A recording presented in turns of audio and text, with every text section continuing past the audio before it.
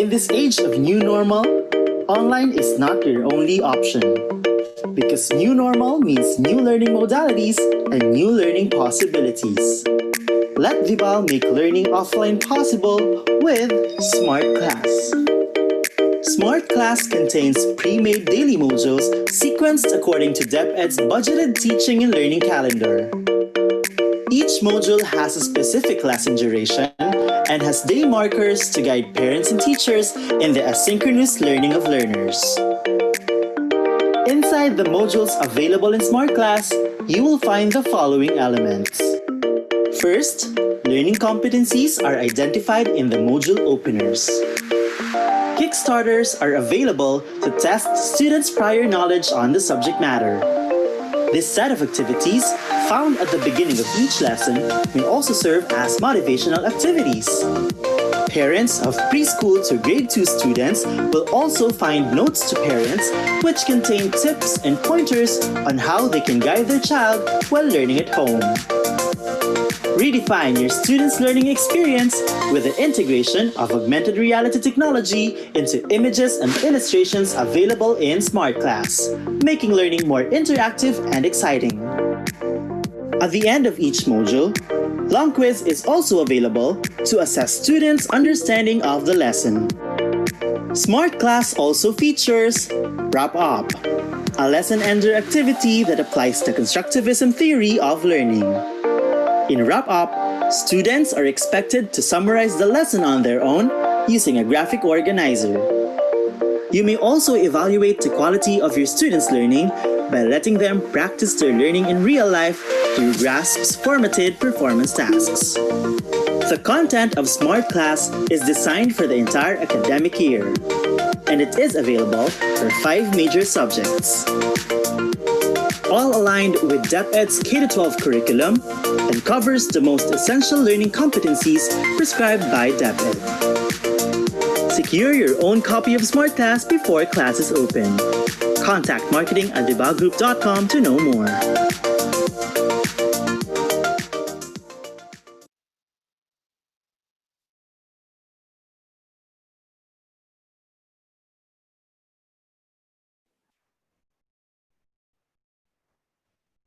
Good afternoon, Kabibal, and welcome to our Literacy webinar series. For the discussion this afternoon, our topic will be on synchronous and asynchronous assessment for beginning and critical reading skills. Before we begin, take note of the following reminders. Make sure you are registered to the webinar to have your e-certificate of participation. You may visit certificate.bibalgroup.com to generate your proof of attendance. Place your questions in the comment box allotted during the session and they will be addressed by our speaker later on. Share the video using hashtag LearnAs1PH as our official hashtag to our Bibal webinars. Experience learning, Kabibal. And now, to proceed with our webinar this afternoon, it is my pleasure to introduce to you our distinguished speaker for today. Mr. Miko Angelo A. Derega has been an intermediate grade school and junior high school English teacher for almost 7 years in Benedictine International School. He graduated from Far Eastern University with a degree of Bachelor of Secondary Education, major in English with Latin honors, magna cum laude. In his professional learning journey, he attended seminars significant to the teaching profession, such as implementing formative assessment to 21st century learners, information literacy, classroom management, and test construction, and redesigning classroom interaction for online learning. He also finished a transformative leadership program that has allowed him to connect to his students in a heart level. At present, he is handling English subjects for grade 7, 8, and 9, and a literature masterpiece subject for grade 11. He facilitates English macro and micro skills learning with the system thinking approach that enables students to explore things in different, innovative perspectives. Ladies and gentlemen, please welcome Mr. Miko Angelo A. Regla. Hi everyone, good afternoon. Welcome to this webinar, and I'm just honored and I'm just so glad to be with you. Okay, before I start, I just want to thank everyone for trusting and for allowing me to share something, to share what I know, and to share what I feel. I also want to thank Vibal for trusting me as well, and to you for saying yes. For all the viewers now, we're saying yes to this. I know that some of you might be busy, you might be doing stuff, okay, you might be occupied with work, but saying yes means a lot of things. It means a lot to me, okay? And so for now, we'll be starting the webinar. And so let me share my screen with you.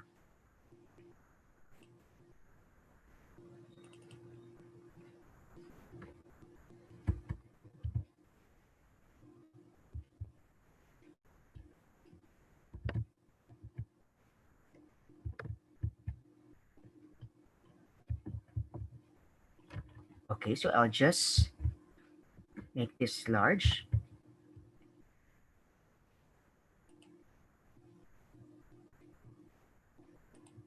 Okay, there. Okay, so for the day, the topic will be about the synchronous and asynchronous assessment for beginning and critical reading skills. Okay, so I'll be with you for an hour. And then later, if you have questions, just type in the chat box, or I'm not sure wherever you will put it. But I will be more than happy to support you or to address your questions if there are. Okay, so there you go. And so before I start my webinar, let me ask you first something, or let me pose this question first. How do we assess the reading skills of our students? Well, you might be thinking, bakit ko ba tinatanong pa yon? Bakit ko pa tinatanong kung paano natin ina-assess? Maybe some of us have already been teaching for more than 5 years, or maybe 3 years, well, or maybe baguhang teacher pa lang. Pero for sure, since we entered the teaching profession, alam naman natin kung paano mag-assess ng reading skills. Sa pag-aaralan natin, we had seminars, we had experiences. But the question is, how do we now assess the reading skills of our students in the new normal? Di ba? So, pagdating ng March, di ba binigla tayo ng pandemic, and then binigla rin tayo ng mga changes in terms of the teaching profession, in terms of the different modes of learning, and then yung online learning, and then yung blended instruction. So now the question is, how do we assess the reading skills of our students in this new normal? Do we need to change something? Do we need to modify our teaching strategies? In terms of assessment, kailangan ba nating mag-reformat ng mga test? Kailangan ba nating mag-reformat ng mga performance task? Okay? Well, you might get the answer later, or the answer is just within you. The next question is, how do we become better teachers in the new normal? Okay, so after the assessment, after I ask about the assessment, the question now is, could we become better teachers? Handa ba tayo? Just to share something, when I knew that our school would have online setting, and that online setting would be for a year, at first I was resistant. I wanted to give up because I never imagined myself teaching online, facing, icons of students, facing the web camera. But, I just told myself and asked myself as well, bakit nga ba ako nandito? Why did I choose to be part of the teaching profession? Why did I say yes? And then sabi ko, okay, I might be resistant at first, but bumalik ako sa intention ko. I just went back to my core, and my core is to inspire people. Well, maybe we have different reasons why we're still here, why we still choose to say yes. Okay? But whatever reason it is, I trust that we are coming from our purpose and we're coming out of love. And so for today's webinar, let me present with you the outline. So we'll start with, okay, so we just had the introduction. And then after this, I'll be guiding you with the definition and elaboration of essential terms. Then we'll also have the activities and assessment guidelines for beginning and critical reading in a synchronous class. Then we'll also have activities and assessment guidelines for beginning and critical reading in a asynchronous class, then we have assessment and intervention, and then conclusion and final recommendations. And so let's start the webinar proper. Okay, so there. Now, before I give you the details, let me just, show you this quote by my friend, okay? My best friend. Just kidding. Oprah Winfrey. Well, Oprah Winfrey is one of my idols. And this is what she said, okay? And this is what her quotation portrays.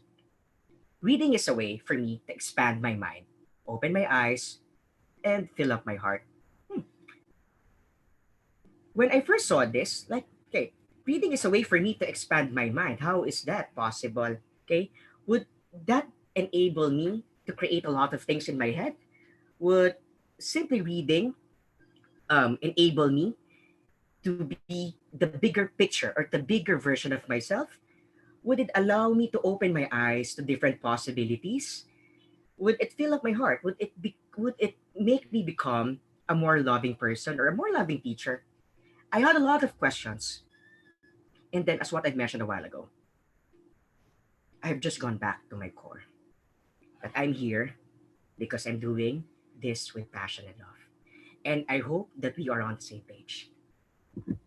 Now, for the definition of essential terms, okay, so now we define first reading, although most of us already know what that is. Reading is a multifaceted process involving word recognition, comprehension, fluency, and motivation. Reading is making meaning from print. It requires that the readers have the following skills.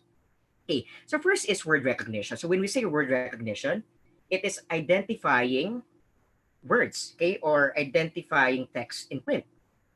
Then we have comprehension. Comprehension is needed in reading because it's not enough to just read the word or to just read phrases and sentences without even understanding those. And so comprehension is understanding, it's grasping the message or what each word, what each phrase, what each sentence conveys. Then we have fluency. Fluency is not only involved in speaking. A fluency is the integration of the word recognition in reading and also comprehension. And so it says here that reading, okay, for the students or for the learners to reach their goal in reading, they must have these things. Now, okay, as I presented this, okay, it's like when I first saw this, it's like, okay, I can read this. Like it isn't as if the words are difficult, but I'm having a hard time. It's like bumagal yung pagbasa ko. Why? Because I acknowledge that there are gaps here. And to relate it to life and to relate it to the teaching profession, I know that ngayon, lalo pa ngayon, sa nangyayari, may pandemic, and then ito yung setting natin, online setting, for sure there will be gaps. Okay, meron na nga mga gaps. But, it is a matter of moving forward from those gaps. It's a matter of bridging the gaps. That's why we're here. That's why we are here to learn more, to discover ourselves and rediscover, to revisit what we know already and to reconstruct and to create something, to create a prototype that would make us be or to for us to be better teachers or to be better educators. Now let's go back to the facets.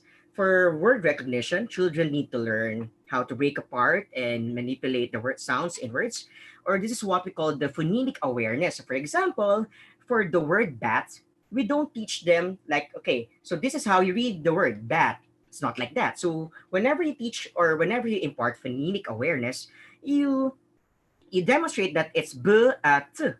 It's then you sound it as bat, b a t, then bat. So that's for phonemic awareness. Then certain letters are used to represent certain sounds or the alphabetic principle. And for example, the sound of S, and when you combine that to the sound of H, it will become the sound sh, okay, or sh, okay, like that. And so we also have to teach that. We also have to impart that. Then for word recognition, it's applying the knowledge of letter sound relationships to sound out words that are new to them, or this is what we call decoding. Then we also know how to analyze words and spelling patterns to become more efficient at reading words. For example, the word whiteboard. Okay, so the word whiteboard is a combination or the fusion of two nouns, which is white and which is board. Okay, and so the learners must be encouraged to understand why it has become like that. Okay, and it is what we call the word study. Is the word white, or is the understanding of the word white create a relevance or share a relevance to the word board, okay, or something. And so we have to impart the value of the word study. And then the last one is to expand the number of words they can easily identify, or they can identify automatically. Okay, for sure you know about sight words, right? And so if you present sight words to your students or to your learners, they must easily identify what that is, okay, with your support. Now, to develop comprehension, children need to develop the following. Okay, first is background knowledge about many topics. For example, if the topic is about, or if the word is book, okay, alam na na pag book, okay, they would learn something about it. It would give them a lot of information. They would be inspired and so on. Okay. And then understanding meaningful word parts such as common roots or etymology. Okay. And then syntactic comprehension. For me, this is one of the most important because sometimes, okay, we enable our learners, or we motivate our learners to know the meaning of words, but it's also a matter of using the words in sentences and how that particular word affects the whole sentence or affects the meaning of the sentence. So mahalaga rin po na ituro din natin yung syntax. Okay? And since I suppose that some or most of you are English teachers, or actually kahit hindi po kayo English teachers, kahit po nagtuturo kayo ng ibang subjects, kailangan pa rin po ng comprehension, and kailangan pa rin pong maintindihan nila yung syntax or yung use ng words sa isang sentence or sa isang passage.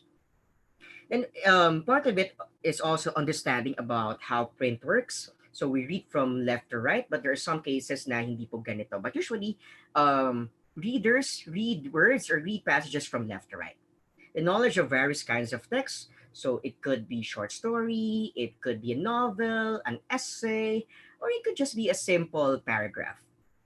Then various purposes for reading. Is it meant to educate? Is it meant to entertain? Is it meant to convince? Okay, and then the last one is strategies for constructing meaning from text. Okay, students can learn skimming, they can do scanning, they can also do summarizing. So now, ano yung best strategy? Diba?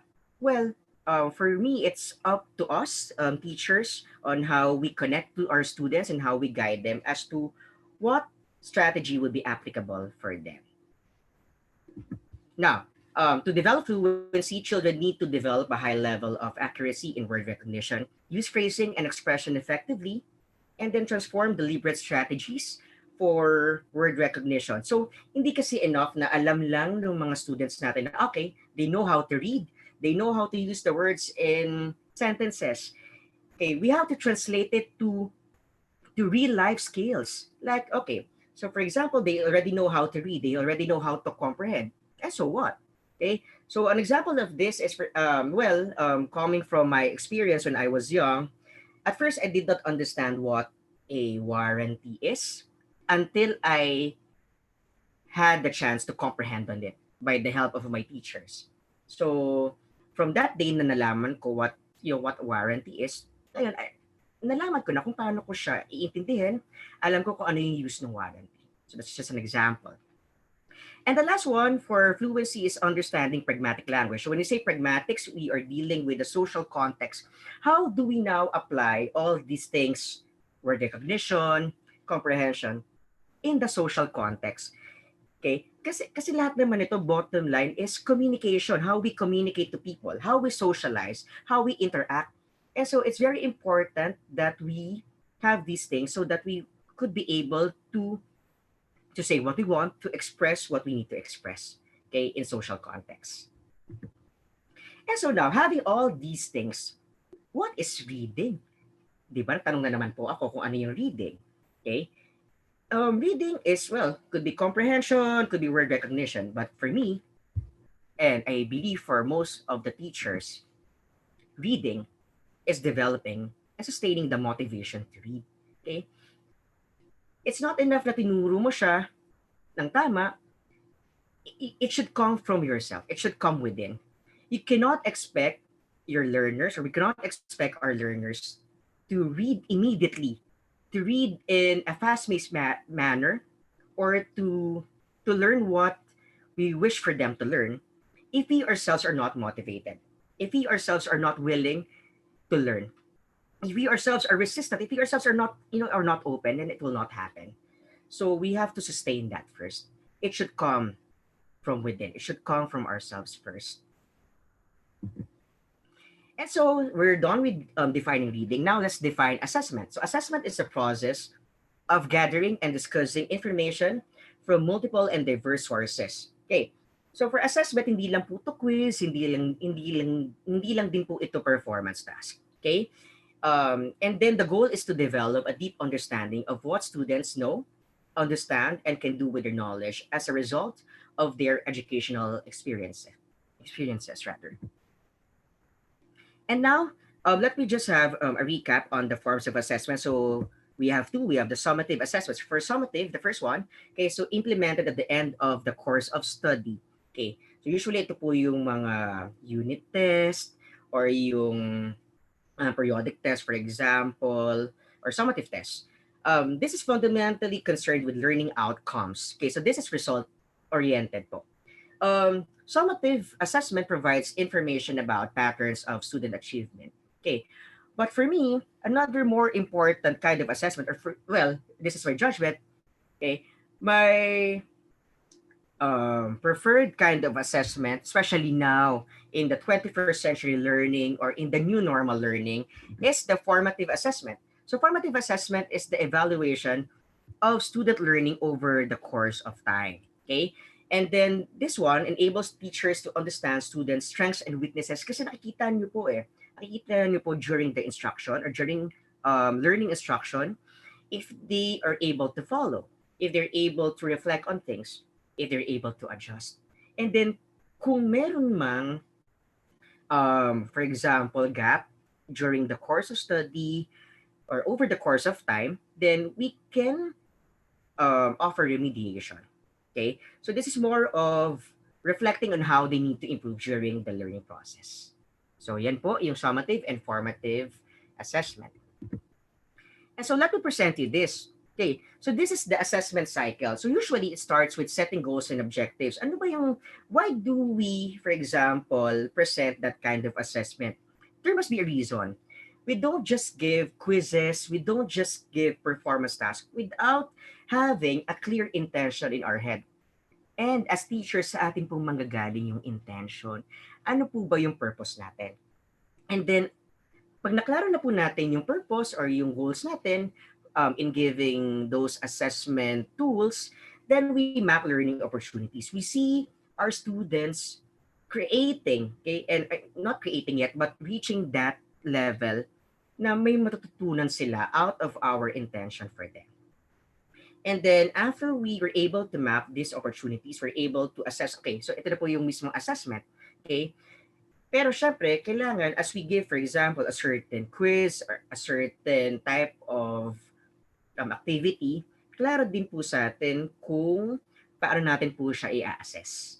Okay? Kasi hindi naman po tayo pwedeng magpa-quiz or pwedeng magbigay ng performance task na hindi rin klaro kung paano natin sila i-assess. And assessment is not necessarily grades.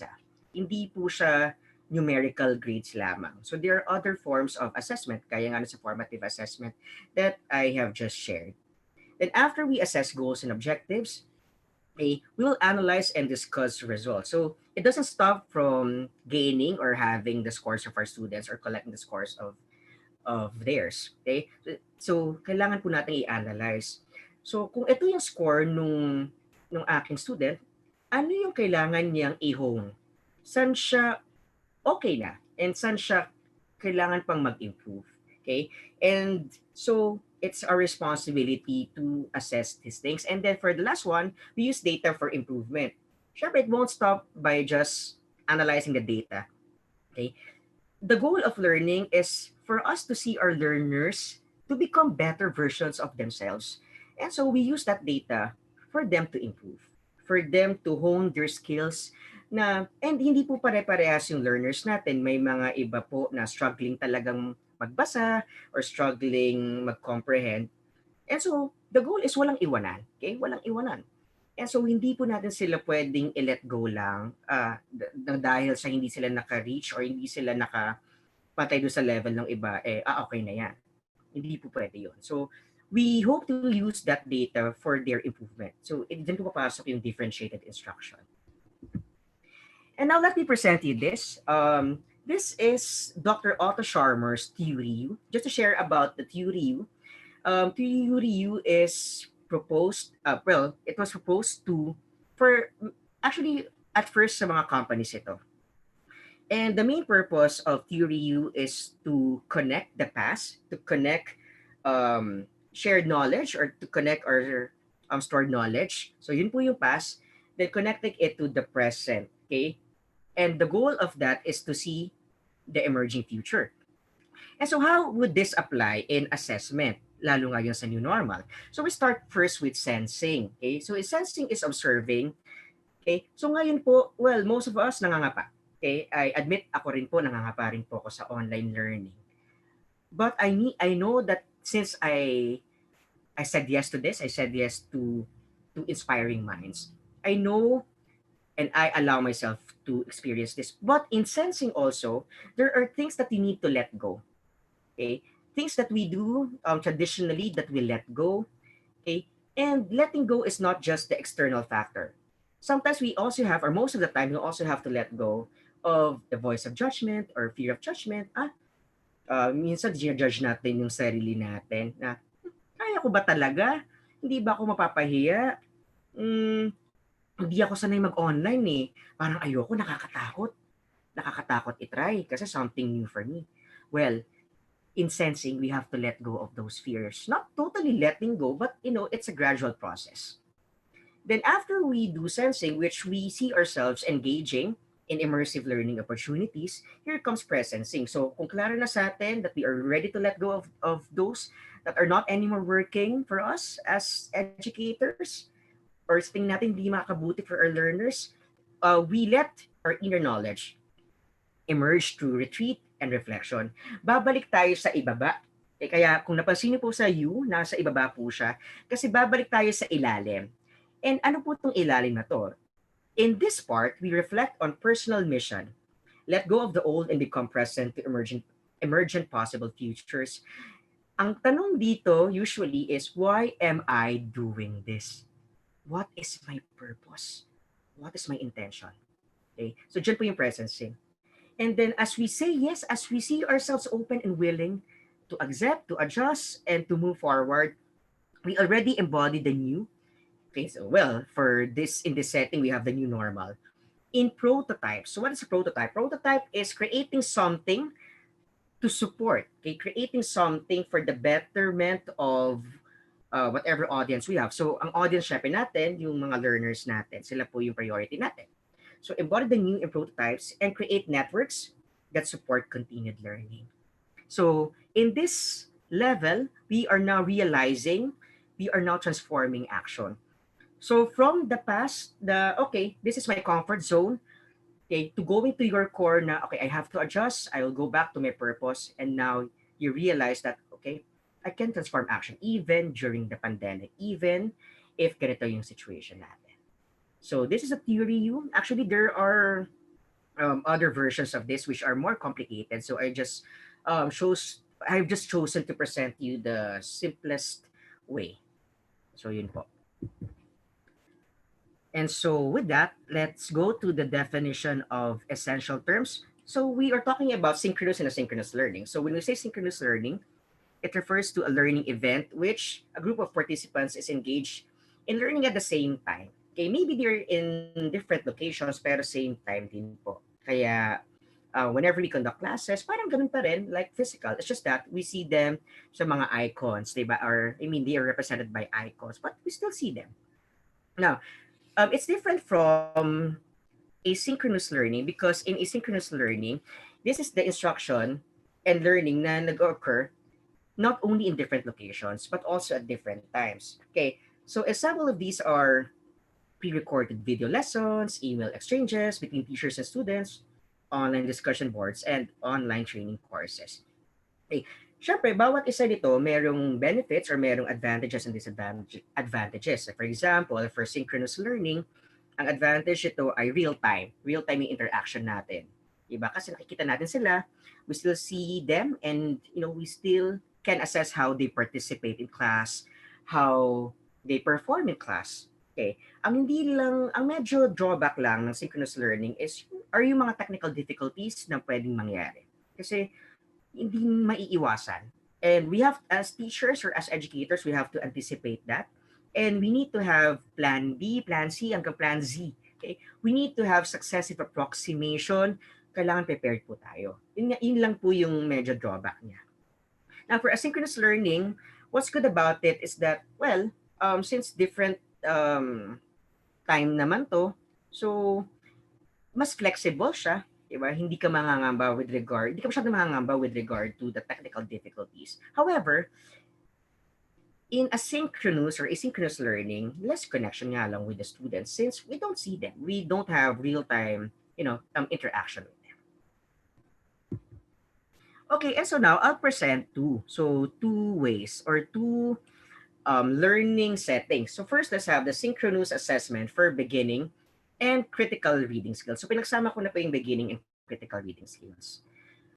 Okay, so these are some suggestions for facilitating assessment in synchronous learning. So first is the sight word technique. So this is for kids usually or normally for preschool hanggang, well, hopefully by hanggang grade 1 or grade 2. Okay, or actually, it depends on the reading level nung bata. Diba? Kasi pwede rin naman na, for example, yung bata grade 5 na siya or grade 4 na siya, pero beginning reading pa rin yung level niya. So it's possible, diba? Iba-iba po yung mga bata. Iba-iba rin po yung level nung comprehension nila. And so sight words instruction increases a child's familiarity with the high frequency words he or she will encounter most often. Now, this assessment can be done using the following methods. So first, we have spell reading. So this is the usual. So kung nakikita niyo po sa screen, I have here samples of basic sight words. So yung sa first one, yung mga colors. Then yung sa isa naman po, yung mga naka-alphabetized na words. So for spell reading, the child says the word and spells out the letters, then reads the word again. Like for example, the word back, as in, you just let them, when they see it, you just let them spell it, like B-A-C-K, and that's back. Okay, as for spell reading. Okay, then we can also do arm tapping. So, paano itong arm tapping? The child says the word and then spells out the letters while tapping them on his arm. Or, pwede rin naman po ng ganito. We can show them how it's done, like, okay, for example, the word apple. So, you can say apple, A-P-P-L-E. Apple. And then we can also process them kung nakailang tap. For example, like we can ask them, how many taps did you do? And then the learner would eventually say, okay, teacher, I did 5 taps. Tapos, pag merong namang learner na halimbawa, mali yung spelling niya, like for example, apple, A-P-L-E. Okay, we can process na, okay, nakailang tap, how many taps did you perform? And then he would eventually say, 4. And then pwede natin i-process na, okay, so maybe you lack 1 tap. Okay, so what could be that letter na miss? So ganun po. So yan po yung isang way to assess using sight word technique. So spell reading and then arm tapping. So which one is better? Well, we know our students better and we know what they need more. And so ang kailangan lang po natin is that before we let them do it, kailangan po muna na tayo yung gagawa. It's a gradual release of responsibility.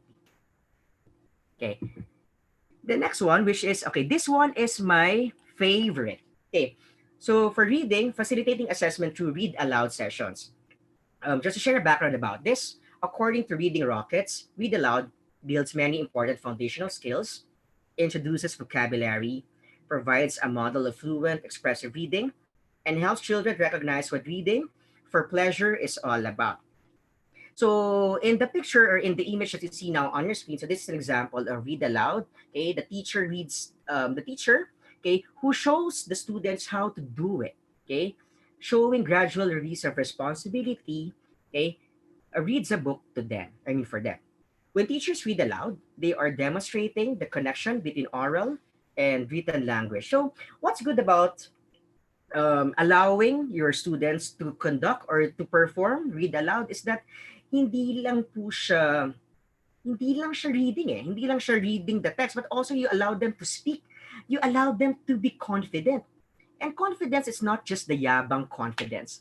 Confidence is self-awareness, letting them realize or acknowledge that they can be great in all avenues of life, even in this, even in reading stories. Okay, and you allow them also to read something that they are really interested to read, okay, or to share. Okay, and so with this one, it's not an individualized learning because they allow themselves to contribute, they allow themselves to impart their own story, or maybe the story that they have chosen that mirrors their life or lives rather.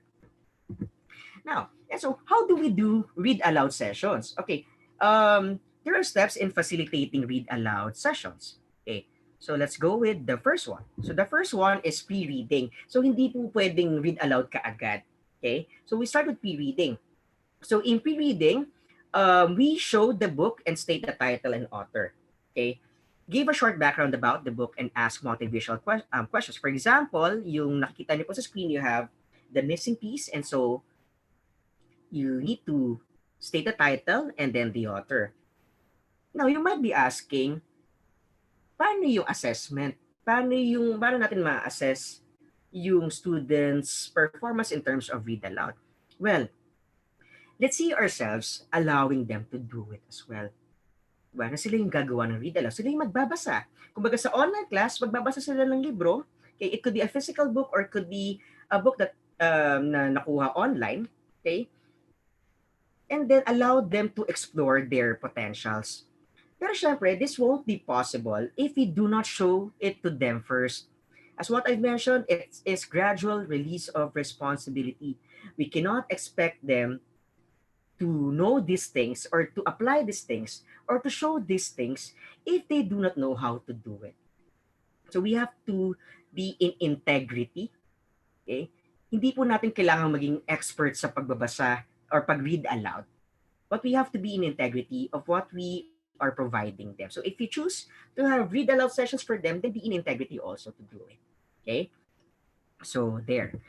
The next one, so after pre-reading, if they are able to share already something or something about the story or a background about it, then we have the reading proper.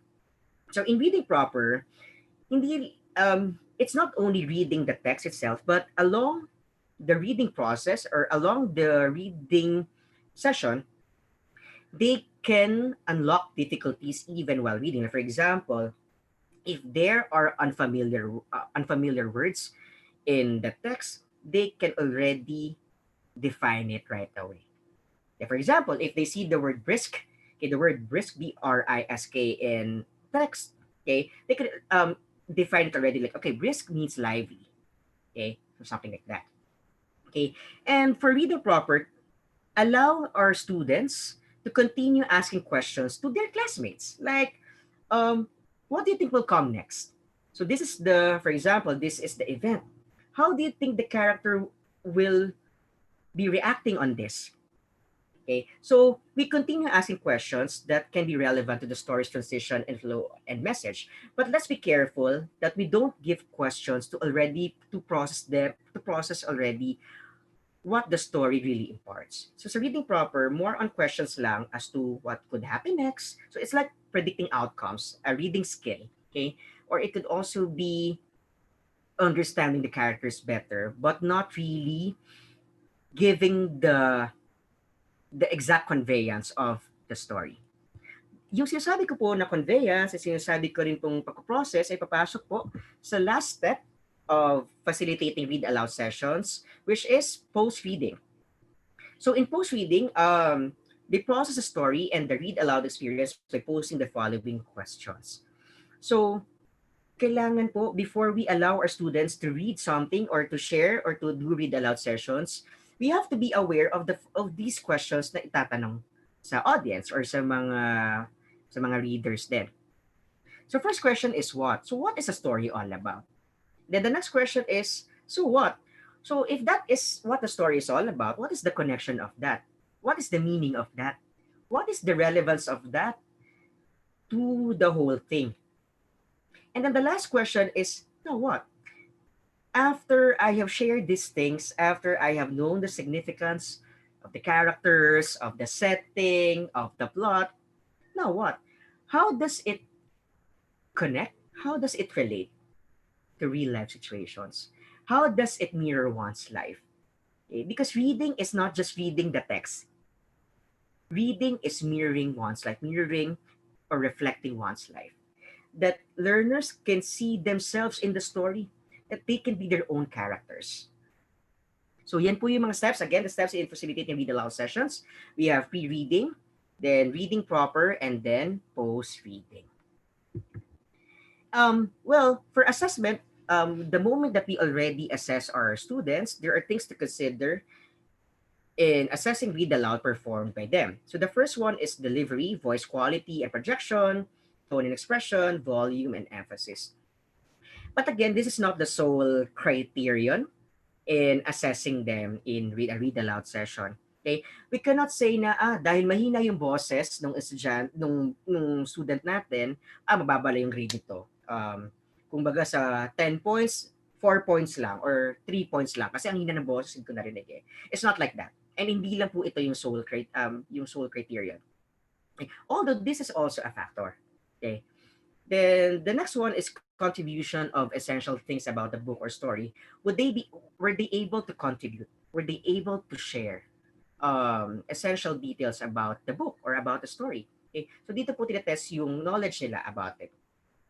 And then another one is relevance of the story to the present reality. Were they able to process the story? Were they able to ask questions? Okay, that are necessary for realizing what the story is all about. And then the last one that we can also consider is confidence. And confidence is what I've mentioned is hindi yung yabang na confidence or hindi yung, okay, teacher, I'll go first. It's not like that. Confidence is awareness of the self. Confidence is self-mastery. How do you see your students na ina-assess natin, embrace themselves? How do you see them recognizing their greatness? And that's also a factor. That's also a thing to consider in assessing read aloud.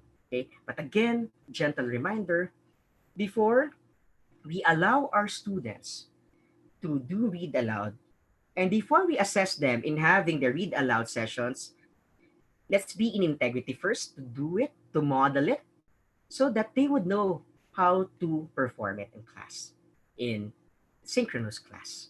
Okay? So dyan po yung read aloud sessions. We can have this as an assessment tool. Now, I'll also share with you other assessment suggestions. Okay, so we can have, this is for kids, building sentences with word cards. So if you notice in the picture, okay, so there are jumbled words na nasa cards. So actually, since online class po tayo, or asynchronous classes, you can have this in PowerPoint presentation or in any presentation that is, that's creative. And then we can show the jumbled words and then allow them to create sentences out of those words. Diba? So ito yung sinasabi ko po kanina na syntactic structure or yung syntactic knowledge or syntactic mastery po, na they know how to use the words properly in a sentence. They know that if they put a certain word at the beginning, may meaning yon. I mean, it could create a certain meaning. And if they put it after a certain word, then panigurado or pwedeng maiba yung meaning nung sentence.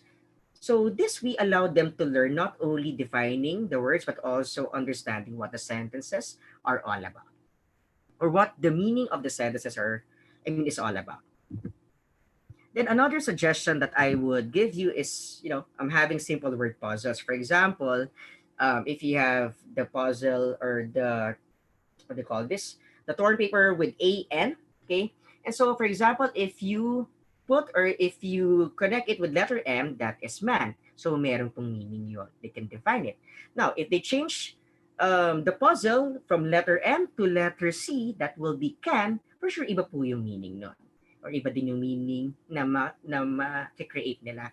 And so this allows them to have, to encounter different words and to know the meaning of each word and how each word functions, not only in sentences, but also in its pragmatic sense in communication, oral and written communication.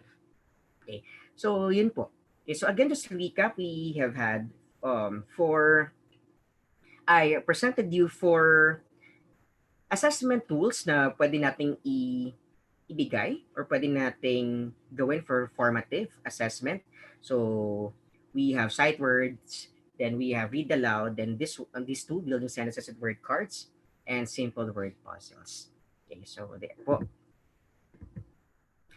And then additional for, what do you call this? For teaching, for example, yung mga adults or yung mga critical readers na po, syempre dito po papasok yung online literature class discussions. For example, you're handling or you're teaching literature, gone were the days that we teach literature by just asking, okay, who are the characters? Okay, what's the setting? What's the plot? Okay, now in 21st century learning, in progressive education, okay, we allow them to think critically.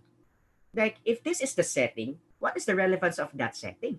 If these are the characters, or if this certain character makes a choice, what is the relevance of that in the whole story? So some questions like that. I mean, like those. And so let's allow our students to create, to think critically. And then the other suggestion, okay, so this one, group discussions, okay, actually in online, as far as I know, there are some online platforms which have, like, for example, breakout rooms wherein you can group them, okay, and then as you group them, you give them guide questions, or okay, or give them or allow them to share something about what they've read or what they have learned from a certain reading material, and then how do you assess them? Well, you can visit them, okay, anytime, okay, or you can also have the self-assessment. You allow them to assess themselves, like do how do they see themselves contributing to the group, okay, how do they see themselves sharing what they know, okay. Then also we can have peer assessment, like, other member of the group would grade the a certain member. So pwede rin po yun for group discussions. So now let's go to asynchronous assessment for beginning and critical reading skills. Now, for this one, we can have the following tools. The first one is facilitating assessment through vocabulary list with the application of constructing sentences. So teachers are encouraged to enhance the vocabulary skills of their students by providing the words. For example, you give them vocabulary list, okay? Usually 10 words, okay? And then you ask them to define the words. But it's not enough for them to just define it, okay? It's better that you also allow them to give the part of speech. Pwede pong ikaw yung magbigay ng part of speech. Like, for example, there are a lot of words in English that have multiple derivations or different meaning. Like, for example, the word present or present, ba, ang daming meaning nun. So we can already provide the part of speech para di po guided sila. Or kung critical reader naman na po itong binibigyan natin, then we can allow them already or enable them already to, choose a part of speech that they want, okay, and then give the meaning of the word and make sure to use that word in a sentence, okay? Because again, it doesn't stop in just defining the word or the words. Diba? They also need to understand how those words contribute in sentences. Okay. Now, at the end of the quarter, the students are encouraged to compile all the words with definitions, part of speech, and sample sentences, so that if the time comes that they need to, for example, they forgot what the meaning of the word they said is, and so they can just go back to that compilation. Okay. They can just go back and then give you the meaning or share the meaning of the words. Okay. So it's like having a mini dictionary in them. It's like, letting them be independent in terms of defining words, in terms of conveying the meaning of words. Then we can also facilitate assessment through online reading quizzes. Okay, so there are a lot of online reading quizzes available. Okay, teachers are encouraged to enhance the vocabulary skills of the students by providing, they need to define, and also for online reading quizzes, ito po yung sample niya. So, for example, what did baby bear ask mother bear? There's no question mark. Okay, so we put question mark there.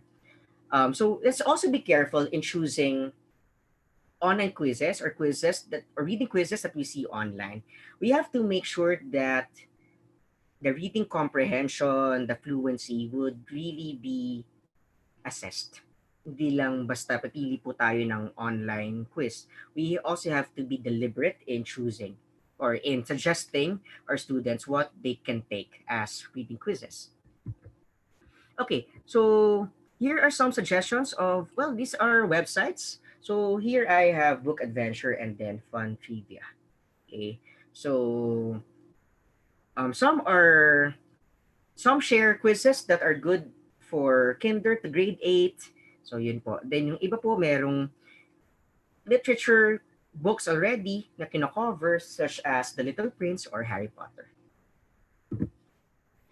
Okay, so that is for online quizzes. Now, the next one that is facilitating assessment through a book report. Okay, so a book report is a written composition that describes, summarizes, and evaluates a work of fiction or nonfiction.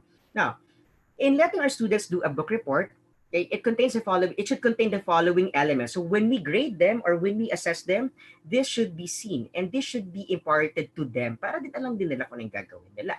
So, title, then characters and the significance of each. Okay, especially if this is critical reading, don't just let them put the characters, like list of characters, like major characters, and then minor characters.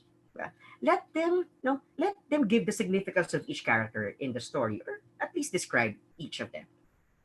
Then setting, provide the setting and the significance or the connection of the setting to the story. Then the parts of the plot, which I will show later. So then discussion of conflict and resolution, identification of the favorite parts of the book. So for a book report, hindi lang siya technical na kung ano yung nandun sa book or kung ano yung sinasabi ng book. Allow them also to identify their favorite part. Kung saan sila nakarelate, kung saan sila naka-reflect. Okay? And then we also have the discussion of the moral. Okay? So let's just be careful. It's not moral lesson. It's just moral. Or kung gusto nyo, lesson. Okay? And then theme. Okay? The difference of a moral to a theme is that yung moral, message. Okay? Or yung, for example, do not honesty is the best policy, for example. Well, medyo gas-gas na po. Pero, yeah, that's an example of moral. Yung theme is a statement. Okay, theme is a statement that covers or that, summarizes somehow what the story is all about and what it really conveys. Like, for example, happiness is a choice. Okay, happiness is a choice. So that is a theme. Okay. Then the last one is relevance of the book to the present reality. Allow them to think, allow them to reflect, okay, about the connection of the book to what's happening, especially now in the during the pandemic. Okay. Um, in a certain book report, they can first let's see themselves, okay, or let's see our students having the ability to connect what they have read to what is happening now. Now, the question is, for book report, tayo ba ang mamimili or sila yung mamimili? Or pwedeng parehas? My answer is, well, it depends on the need of the class or the need of the learner. Okay? Usually what I do is I do a combination. So for example, sa isang quarter, and usually in one quarter, merong, for example, 8 sessions, okay, or maybe 10 sessions. I'm not sure in your setting or classroom setting rather. So pwede for example, sa third week or sa third session, okay, ikaw yung, sila yung papipiliin mo ng libro. Then dun sa sixth session, for example, ikaw yung mamimili. Para balance, di ba? Para balance na kahit na may ibigay ka or may assign kang book sa kanila, they can make a book report. Tapos, give and take din siya kasi you also allow them to choose the book that they want for their book report.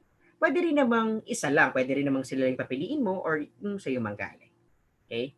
I suggest that you do or you choose the balance para mas open tayo sa learning journey, sa learning milestones ng mga learners natin.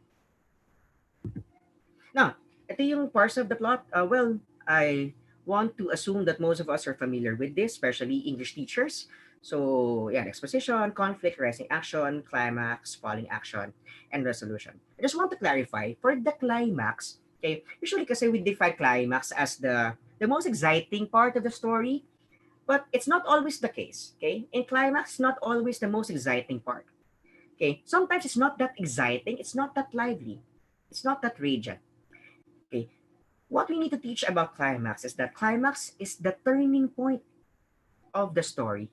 Or kumbaga sa layman's terms, yung twist na tinatawag natin. Okay? Or yung shift na tinatawag natin. Okay? So yun po yung climax. Then falling action, then resolution.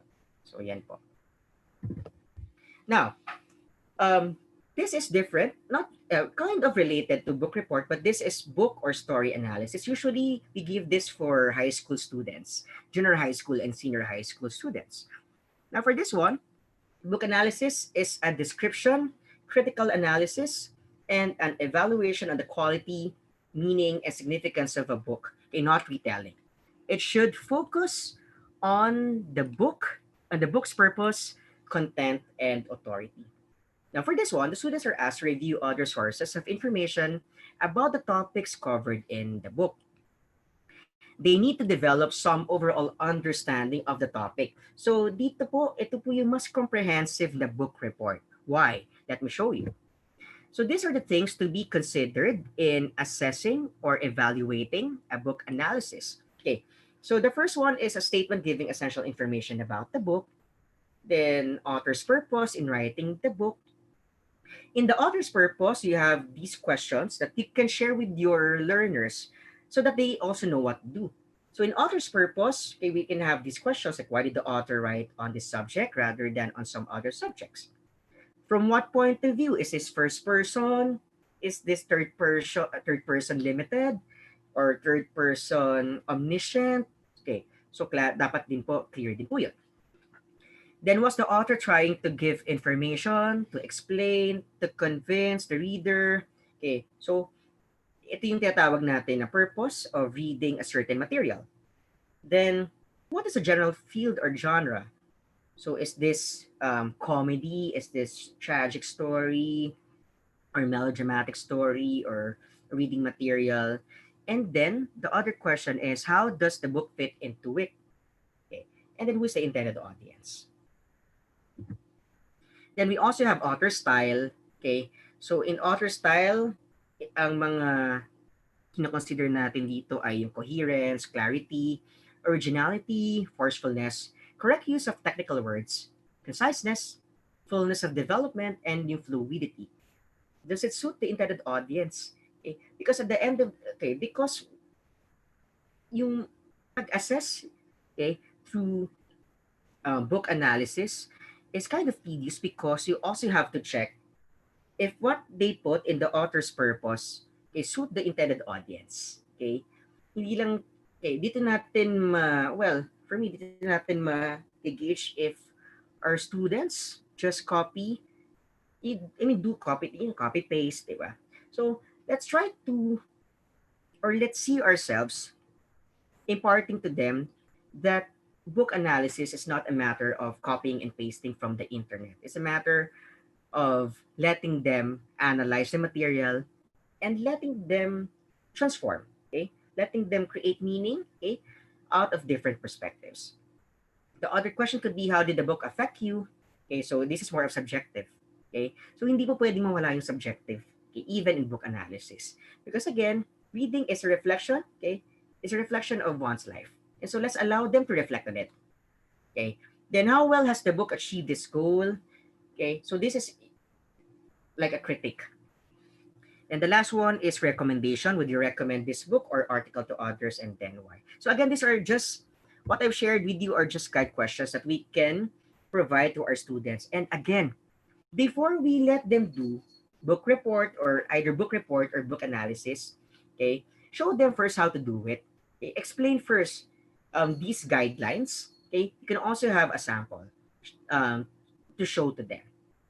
Kasi kung hindi, kukuha lang sila sa internet, mangangapa lang sila. And then at the end of the day, we might blame them na, kinopya mo lang yan sa internet. Pwede siyang sumagot or pwede siyang mag-respond sa'yo na, well, because teacher, I don't know how to do it. So again, we have to be in integrity of every performance task, every activity, every quiz that we will give before we allow them to do it. I-model po muna natin. Let's do or let's apply gradual release of responsibility. Okay, so these are the other things na dapat i-consider sa book analysis. Okay, so yan po. And then they can also do, okay, for asynchronous, they can also do read aloud still. But ang kaibahan lang nito is that hindi siya real time. Okay, so they can, record themselves doing a read aloud. Okay, actually, if you feel that because for sure, in every class, hindi lang naman po uubusin ng reading yung sessions. For example, if you're teaching English, iba ngayon po sa K-12 curriculum, grade school or high school, well, we already integrate language or grammar sa reading. And so, hindi lang naman po nakafocus yung classes natin sa reading. And so, to save time, we can also do read aloud, or we can also allow them to have read aloud sessions in an asynchronous setting, like they record themselves, okay, then they send it to you. Okay, but again, you still need to post guidelines on how to do it. So, there. So, ito, recap lang po ito. Yeah, now let's go to assessment and intervention. Okay, so how do we know if our readers or our students are struggling or not? Well, the simple view of reading has been used to identify 4 profiles of young learners, a profile for students who are at or above grade level, and 3 common profiles of students with reading difficulties. Okay, so let me show you. So we have 4. The first one is students who have good or adequate language comprehension and good or adequate decoding. So now, children with this profile are most likely at or above grade level in reading. Okay, so meaning okay naman sila.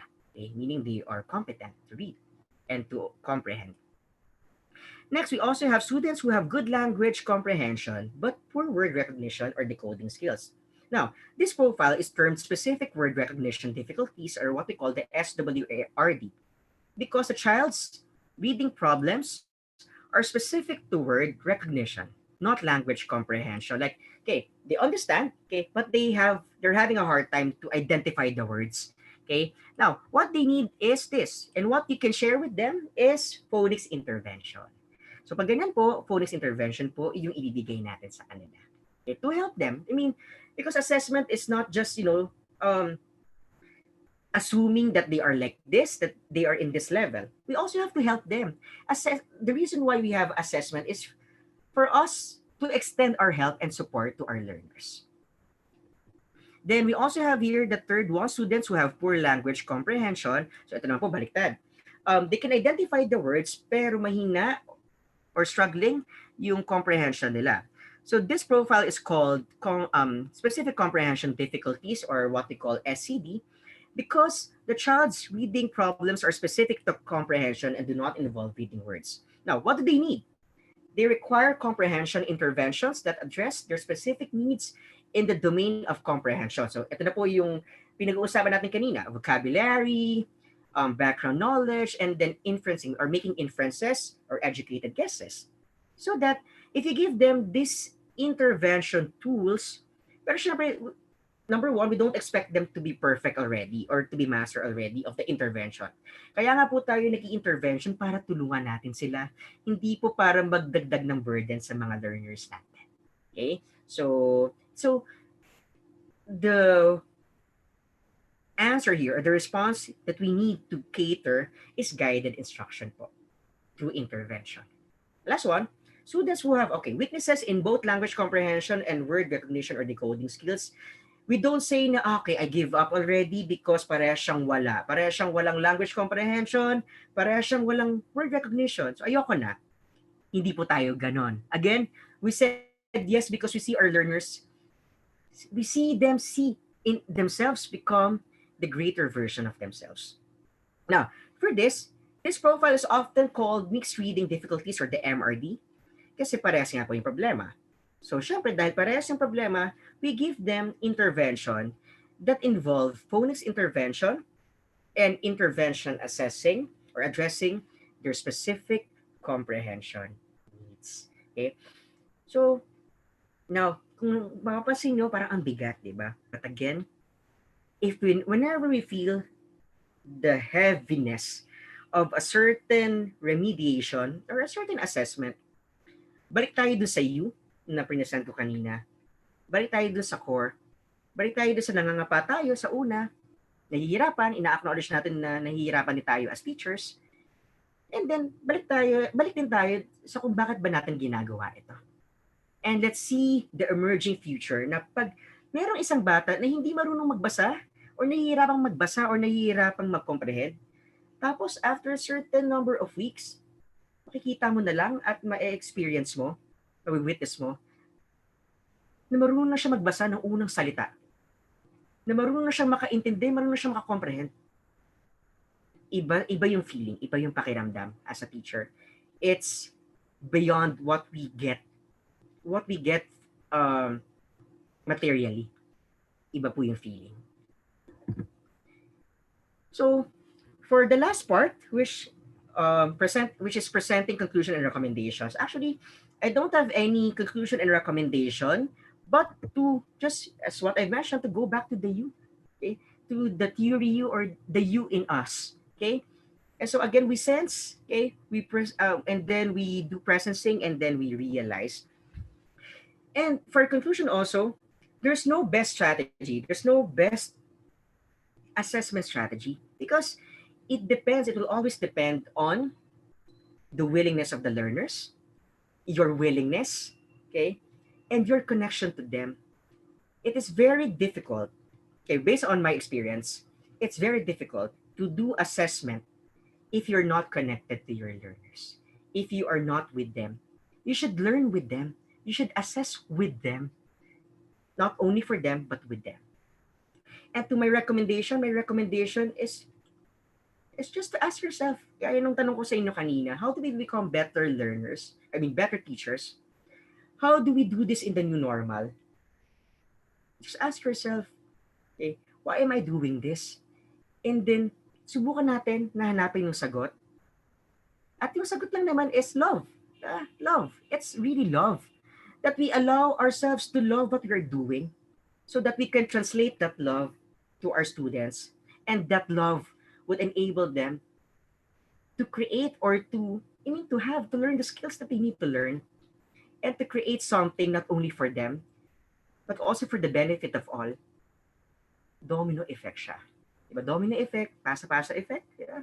Pero, this world will be a better place even with the existence of pandemic because there's a teacher who's always willing to extend his or her helping hand. And there's a teacher who always trusts his or her students no matter how difficult it is. It is passion with love. And with that, let me end this by saying that, reading is not just comprehending, assessment is not a burden, okay? We can all be better versions of ourselves by just realizing what really our intention is. And I hope that we share the same intention, okay? Love lang, okay? Let's love our students and let's also not forget to love ourselves. And realize that we love what we are doing. Thank you so much for being with me. And then if you have questions, I believe. Okay, so there you go. So thank you so much for joining with me in this webinar. I hope you've learned something. So let me just show you. Okay, so if you wish to, for example, ask me about something, you can reach me in my Facebook. Okay, so nandiyan po yung details and also my email. Then I'm also offering a tutorial program and an enhancement program for English. So for more details, you can just visit my Facebook. Okay, so with that, my heart is grateful, my heart is joyful, and I'm really honored that I am given an opportunity to share with you not only my knowledge, but what I feel and how I have become a better educator by just allowing myself to love more. Thank you so much and have a great day. If you have questions po, Yes po, Sir Jello, thank you so much for this discussion. Now we'll proceed po to the question and answer portion. okay po. For the first question po is from Mr. Joshua Esmero. How can the learners achieve a better version of them if they don't read? Are, are there effective approaches to address this crisis? Okay, thank you. Okay, so as what I've mentioned, okay, if they don't know how to read, well, it is our responsibility to let them love reading first. Okay, we cannot just teach them how to read if we don't let them appreciate what they are reading, and so it will all boil down to motivating them to read. Okay, to motivating them to read. And again, yung responsibility po ay hindi lang din naman po sa atin. We can always connect to the parents, di ba? So that if, for example, there is a certain support or certain, for example, approach na pwede nating i-apply dun sa student, then we can always be guided by the parent po or the guardian ng student po. So it all boils down to letting them be motivated. Motivation is the answer. Thank you so much po, sir. Next po is from Miss Jenny. How to assess if the book report submitted wasn't written by the student himself or herself? The student may also reason out that he or she just asked for assistance in his writing it, but ideas were his or hers. Okay.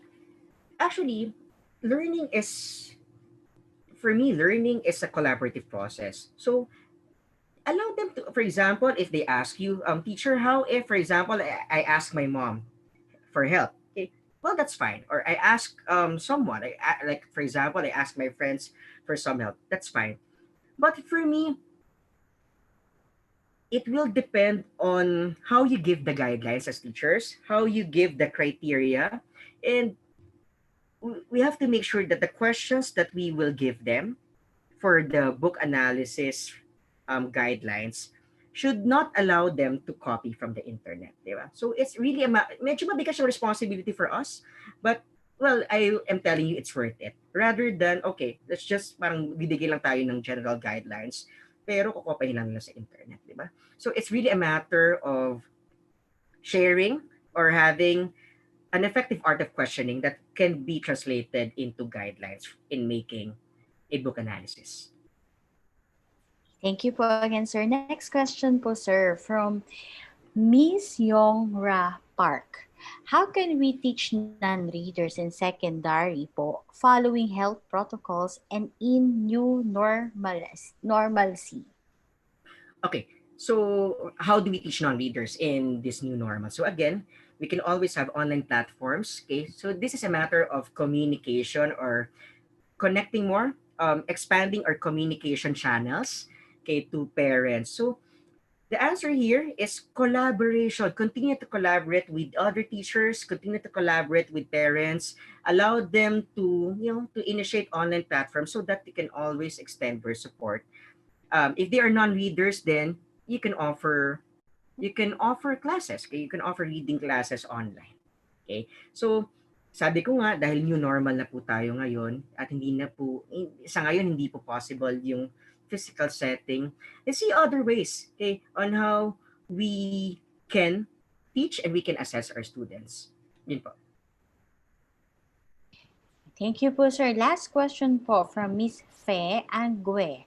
Sir, our greatest problem or great problem po, especially in this time of pandemic, is on how we can conduct remedial reading, especially those who do not have gadgets. How are we going to go over this?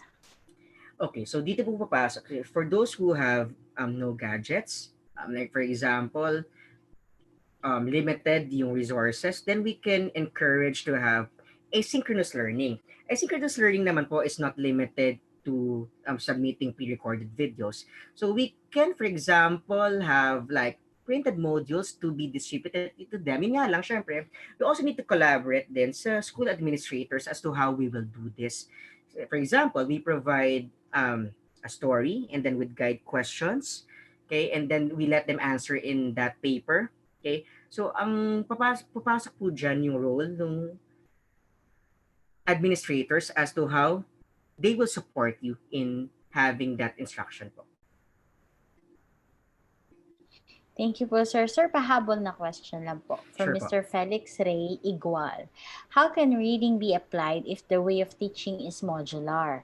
Could it be possible that under the modular learning, students could not be learned how to read?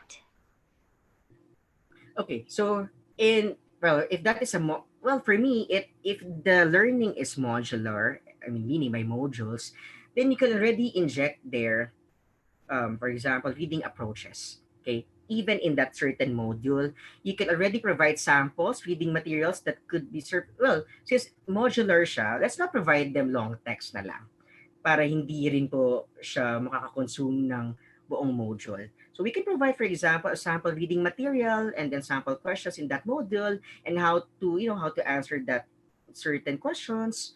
And then, let them let them create something that even if it's modular approach, they can still contribute to responding and they can contribute to analyzing and creating emerging future. Okay, thank you po, sir. That's all the question we have for now. So for now, sir, I'll be asking you if you have any last reminders to our viewers. Okay, my last reminder, my last message for you, for all the viewers now is that, you know, don't be okay. There will be times that we will be tired. There will be times that we will say no. I'll be honest. I almost gave up. I almost did not want to continue anymore because I never imagined to teach online. I never imagined myself to be doing this. This is not my comfort zone. But my message for you is that spark the fire in you. Okay? Always choose love. Come from love. Always come from love. And you'll see better results. You'll see the emerging future if you just choose love. That's it. There we have it. So, on behalf of Ibal Group Incorporated po, I would like to thank you, Sir Jello, for this very insightful, comprehensive, and even inspiring session that we have this afternoon. It is an honor to have you with us this afternoon. And of course, to all our Kavibal viewers, all thanks to you and for your continuous patronage to our daily learning session. We still have more to come this week. I hope you'll be watching it as well. So again, maraming salamat po at magandang araw sa ating lahat. Stay safe everyone. Goodbye! Thank you.